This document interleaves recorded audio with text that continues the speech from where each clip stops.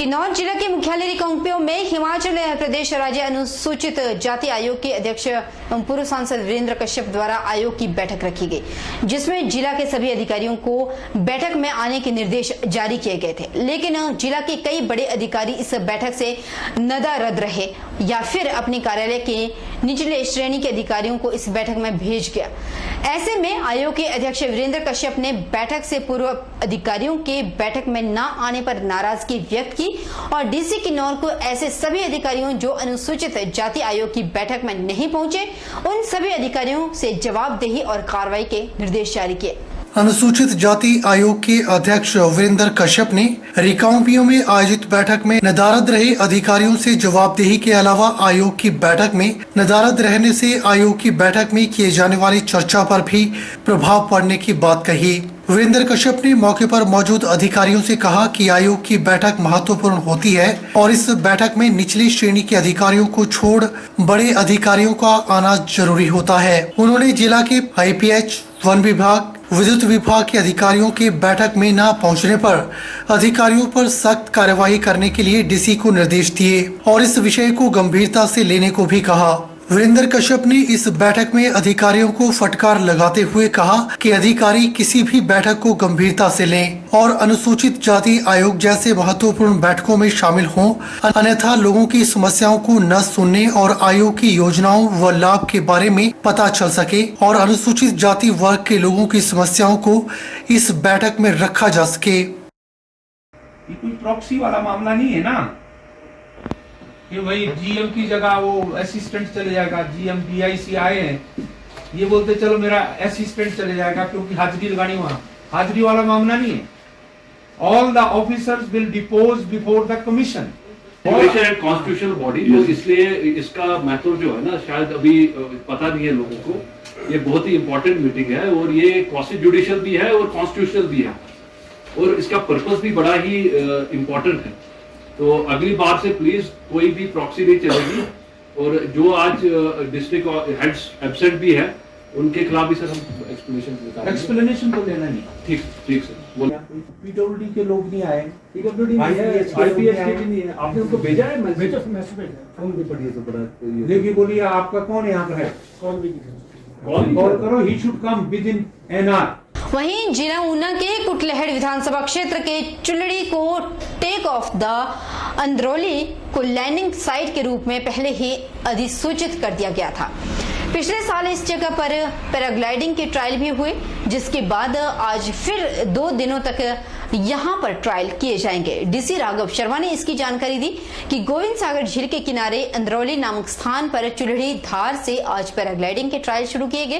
पिछले साल भी ट्रायल शुरू किए गए थे, लेकिन फिर आज 2 दिन तक ट्रायल किए जाएंगे। इस दौरान पैराग्लाइडिंग की टेक्निकल कमेटी भी जगह का मुआयना करेगी। चिन्हित जगह पर किस समय और विभिन्न मौसम में किस समय उड़ान कैसे होनी चाहिए, कैसे निर्धारित की जाएगी, इसका भी मुआयना किया गया।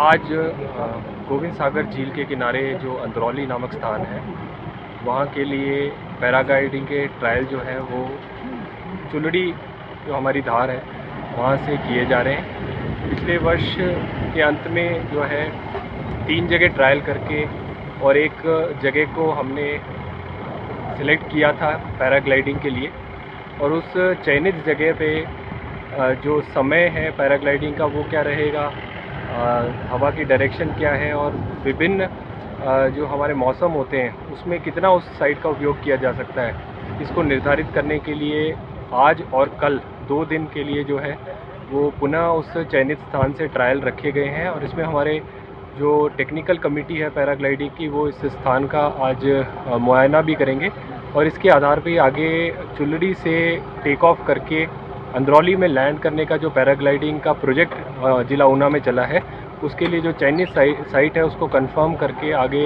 कार्रवाई की जाएगी। ग्राम पंचायत बरोटीवाला के वार्ड नंबर 3 में ठेका खोलने पर सभी गांव वासियों ने एकजुट होकर ठेका बंद करवाया और वार्ड पंच कंचन देवी के साथ महिला मंडल ने भी ठेके के बाहर धरना देकर ठेका खोलने का विरोध किया। कंचन देवी ने कहा कि उनके द्वारा ठेके का विरोध किए जाने के बाद उन्हें फोन पर धमकियां भी मिल रही है। उन्होंने कहा कि हम सभी महिलाएं मिलकर ठेके को खोलने नहीं देंगी और इस पर चाहे कुछ भी हो वे इस तरह की धमकियों से नहीं डरने वाली। मेरे को ठेके पे कि हाँ यहाँ पे ठेका खुला है, तो वैसे मैं लेडीज़ को मेला मंडल से बोला कि ऐसे ऐसे यहाँ पे ठेका खुला है। जैसे मैं लेडीज़ को लेके यहाँ पे आई तो उन्होंने ऐसे ही उनका ठेका ऐसे यहाँ से उठाया, उन्होंने जैसे घर पे पहुँची उसके फ़ोन स्टार्ट हो गया। रात को 11-12 बजे तक फ़ोन करते रहे कि अगर आप यहाँ पे दिखे तो हम यहाँ से आपको यहाँ से उठा देंगे, या अभी हमारे ऐसे ऐसे धमकी देने लगी। से हलचल चल रही है कि यहाँ पे कोई ठेका खुल रहा है हमारी पंचायत में, और हमारी विदाउट एनओसी पंचायत को इसका कोई पता नहीं था। तो जब हमने यहाँ पे देखा तो यहाँ ने काउंटर लगाया हुआ था, तो हमारे साथ यहाँ पे महिला शक्ति, महिला मंडल, पूरा प्रधान सभी एकजुट होकर यहाँ आए और उनको ठेका बंद कराया हमने। हमारी पंचायत में कभी भी कोई ऐसी नशे का कारोबार नहीं होगा और हम अपनी पंचायत के साथ खड़े हैं हमेशा, किसी भी दुख तकलीफ को कोई भी हम साथ हैं। जैसे जैसे गर्मी बढ़ती जा रही है वैसे वैसे पानी की समस्या भी बढ़ने लगी है। चुराहा विधानसभा क्षेत्र के अंतर्गत आने वाले राजकीय वरिष्ठ माध्यमिक विद्यालय पुखरी में पिछले 4 दिनों से पानी की एक भी बूंद नहीं आई, जिसके चलते यहां शिक्षा ग्रहण करने वाले सैकड़ों छात्र छात्राओं को पानी से परेशान होना पड़ रहा है, क्योंकि उन्हें पानी पीने को नहीं मिल रहा। बच्चों को पीने के लिए पानी अपने घर से ही बोतल में लाना पड़ रहा है, लेकिन गर्मी अधिक होने की वजह से पानी न मिल पाना ये एक परेशानी का सबब बनने लग गया है। मिड डे मील और टॉयलेट जाने के लिए पानी की समस्या पैदा होने लगी है। इस स्कूल में 250 के करीब बच्चे शिक्षा ग्रहण कर रहे हैं, लेकिन बिना पानी के स्कूल के नल सूखे पड़े हैं। बच्चों के पीने के लिए अध्यापक दूर दूर से पानी ला रहे हैं ताकि बच्चों को पानी पीने के लिए हो सके, लेकिन टॉयलेट जाने के लिए पानी नहीं है। इसकी शिकायत जल शक्ति विभाग से की, लेकिन अभी तक कोई असर होता हुआ नजर नहीं आ रहा। स्कूल प्रबंधन ने जल शक्ति विभाग के आला अधिकारियों को स्कूल की तरफ से पत्र भी लिखा और अगर जल्द पानी नहीं लाया गया तो स्कूल बंद करना पड़ सकता है, जिसकी वजह से सूखे के हालात पैदा हो गए हैं। उम्मीद यही की जा सकती है कि जल्द पानी की समस्या से निजात मिलेगी। स्कूल प्रशासन ने सरकार और विभाग से मांग की है कि जल्द से जल्द इस समस्या का समाधान होना चाहिए। जैसे कि आप लोग देख रहे हैं स्कूल में पानी की प्रॉब्लम बहुत ज़्यादा बढ़ चुकी है, जिसके कारण स्कूल के सभी बच्चों को बहुत ज़्यादा दिक्कत का सामना करने पड़ रहा है। स्कूल में पानी की व्यवस्था न होने की वजह से स्कूल में बहुत से लोगों को टॉयलेट, खाने बनाने ऐसे समस्याओं का सामना करना पड़ रहा है। 2-3 दिन से पानी नहीं आ रहा है, तो इसलिए प्रिंसिपल सर ने पानी की व्यवस्था तो की है मिड डे मील के लिए, पानी पीने के लिए, पर सर ने लेटर भी लिखा है एनपीएस वालों को, तो इससे जल्द से जल्द हमें पानी चाहिए और टॉयलेट जाने के लिए परेशानी हो रही है। स्कूल प्रशासन को ये परेशानी हो रही है कि जो पीने का पानी है वो मेरे ख्याल 3-4 दिन से कम नहीं आ रहा है स्कूल में, और हमारे यहाँ पे 250 के करीब बच्चे जो है वो शिक्षा ग्रहण कर रहे हैं। अभी तो हमने पानी की व्यवस्था कर दी है और हमने यहाँ पे एसडीओ जो आईपीएस विभाग के कोटी में हैं उनके लिए उनसे भी संपर्क किया है हमने, और भी देखते हैं कि वो क्या आश्वासन देते हैं कि पानी का समस्या कितनी जल्दी क्लियर हो जाती है। जून का दूसरा सप्ताह शुरू हो चुका है। ऐसे में इन दिनों मैदानी क्षेत्रों में गर्मियां भी अपना कहर बरपा रही है और मैदानी इलाकों में तपिश ज्यादा हो रही है। आसमान से आग बरस रही है, लोगों का घर से बाहर निकलना मुश्किल हो गया है। ऐसे में पर्यटक पहाड़ों का रुख कर रहे हैं, जिसके चलते इन दिनों हिमाचल के पर्यटन नगरी खासकर मनाली की अगर हम बात करें तो मनाली में पर्यटकों से मनाली पर्यटन नगरी गुलजार नजर आ रही है। टेम्परेचर में ज़्यादा फर्क तो है नहीं, ये थोड़ा और हाई एल्टीट्यूड पे है तो यहाँ पे काफ़ी ठंड ज़्यादा है। बाकी बेसिकली मैं दिल्ली भी रहा हूँ, तो दिल्ली से अभी यहाँ आया हूँ, तो यार टेम्परेचर तो काफ़ी डिफरेंट है। मतलब यहाँ पे सही है, चिल्ड है, ठंडा है। दिल्ली में तो काफ़ी गर्मी है। अभी मान लो भट्टी से आप सीधे किसी चिल माहौल पे, चिल वेदर पे आए हो, तो हाँ काफ़ी सुकून है यहाँ पे। यहाँ का टेम्परेचर तो बहुत डाउन है कंपेयर टू महाराष्ट्र। हम लोग जब आए वहाँ पे तो काफ़ी गर्मी थी, और अब तो ज़्यादा टेम्परेचर, बात होती रहती है फैमिली से, तो बहुत हाई टेम्परेचर। यहाँ पे आके मतलब कोई भी होटल में हम रूम में जा रहे हैं तो यहाँ पे ना एसी है ना फैन है, और ना ही इसकी ज़रूरत पड़ी हमें। आगामी विधानसभा चुनाव की नजदीकियों के साथ ही प्रदेश में राजनीतिक सरगर्मियां बढ़ने लगी है। जिला मुख्यालय नाहन में आज सिरमौर जिला भाजपा के कार्यालय का शुभारंभ किया गया। पार्टी के जिला कार्यालय का शुभारंभ पार्टी के नाहन शहर से ताल्लुक रखने वाले वरिष्ठ कार्यकर्ता देवेंद्र चौधरी द्वारा किया गया। इस मौके पर विधायक राजीव बिंदल, जिला अध्यक्ष विनय गुप्ता समेत कई भाजपा नेता मौजूद रहे। सिरमौर जिला भाजपा के अध्यक्ष विनय गुप्ता ने कहा कि आगामी विधानसभा चुनाव को लेकर पार्टी के कार्यकर्ता पूरी तरह तैयार है। चुनाव में केंद्र और प्रदेश सरकार की नीतियों और कार्यक्रमों को आम आदमी तक पार्टी कार्यकर्ताओं द्वारा पहुंचाया जाएगा, जिसके बूते एक बार फिर हिमाचल प्रदेश में भाजपा की सरकार बनेगी। गुप्ता ने कहा कि केंद्र की ओर और प्रदेश की सरकार ने कई ऐसी कल्याणकारी योजनाएं चलाई है जिसका सीधा लाभ देश और प्रदेश की जनता को मिल रहा है।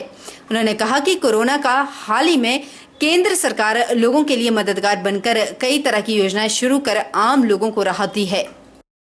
दुनिया और देश और प्रदेश जानता है जिस प्रकार से माननीय मोदी जी ने पूरे देश की सेवा पिछले 8 साल से की है, कैसे उन्होंने शासन सुशासन में बदला, विकास में बदला, देश की चहुमुखी तरक्की की, अनेकों ऐसी योजनाएं चलाई जिन योजनाओं का लाभ हमारे पूरी देश के गरीब से गरीब तबके को मिला। अंत्योदय की भावना से और गरीब के द्वार पे गरीब कल्याण की योजनाएं चला के माननीय मोदी जी ने कार्य किया, चाहे वो हमारी उज्ज्वला योजना हो, चाहे हमारी बीमा उसका अपना स्वास्थ्य क्षेत्र के आयुष्मान भारत की योजना हो, चाहे अनेक कार्यक्रम गरीब किसानों के खाते में पैसे डालने की बात हो। भाजपा नेताओं का कहना है कि जयराम सरकार के नेतृत्व में 4.5 साल के कार्यकाल में चहुमुखी विकास हुआ है। जिला अध्यक्ष विनय गुप्ता ने कहा कि इस सरकार के कार्यकाल में सिरमौर जिला में जहां कई बड़े शैक्षणिक संस्थान खुले हैं, वहीं सड़कों और पुलों के निर्माण के अलावा स्वास्थ्य क्षेत्र में भी तरक्की हुई है। सिरमौर का सर्वांगीण विकास अगर किसी ने किया है तो जयराम ठाकुर जी की सरकार ने, भारतीय जनता पार्टी की सरकार ने किया है। और हम पूरा विश्वास व्यक्त करते हैं मोदी जी की नीतियों के चलते हुए, जयराम जी की नीतियों के चलते हुए, भाजपा की जो सुशासन की नीति है, भाजपा की जो अंत्योदय की नीति है, गरीब के द्वार तक सरकार पहुंचाने की नीति है, इन नीतियों को चलते हुए आज हम ये कह सकते हैं कि प्रदेश में दोबारा से भारतीय जनता पार्टी की सरकार बनेगी। और जो रिवाज हमने एक संकल्प लिया है कि इस बार रिवाज बदलेंगे, जो एक बार सत्ता इधर आती थी एक बार उधर आती थी, उस रिवाज को हिमाचल प्रदेश में बदल के देंगे। हिमाचल प्रदेश में पुनः भारतीय जनता पार्टी की सत्ता है। वक्त छोटे से ब्रेक का, ब्रेक के उस पार जल्द लौटेंगे।